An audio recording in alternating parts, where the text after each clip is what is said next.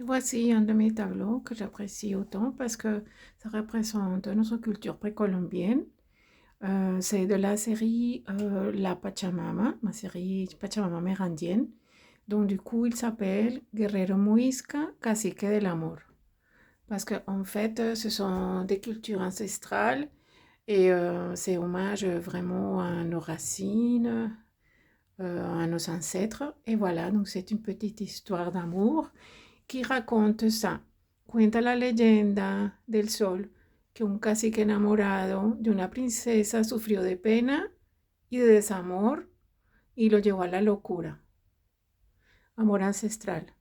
Donc, c'était l'histoire du soleil et un cacique, c'est-à-dire le roi qui commande une communauté, était amoureux d'une princesse, mais il était abandonné par elle, donc il avait un chagrin d'amour et du coup, il est devenu fou. Et voilà, alors c'est une petite histoire avec des symboles en faisant aussi allusion à tout ce qui est rupestre. Et le doré, pourquoi? Parce que vous connaissez très bien El Dorado.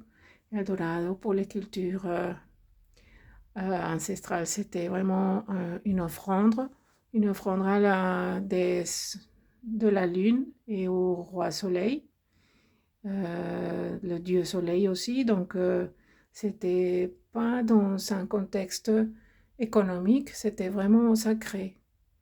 Donc, c'est pour ça que dans mes tableaux, je mets toujours le doré. Et ces symboles, c'est justement l'hommage à mes ancêtres.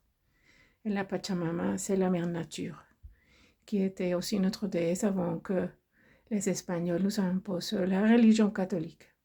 Donc voilà, ça c'est mon tableau réalisé en 2017 pour une expo aussi à la Maison de l'Amérique latine à Bruxelles.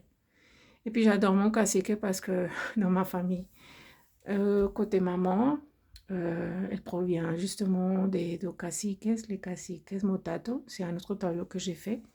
Et je suis fière justement de toute cette histoire. Et savoir d'où on vient, c'est vraiment avoir une identité. Voilà, Luna Rosa depuis Bruxelles. Hasta pronto. Ciao, ciao.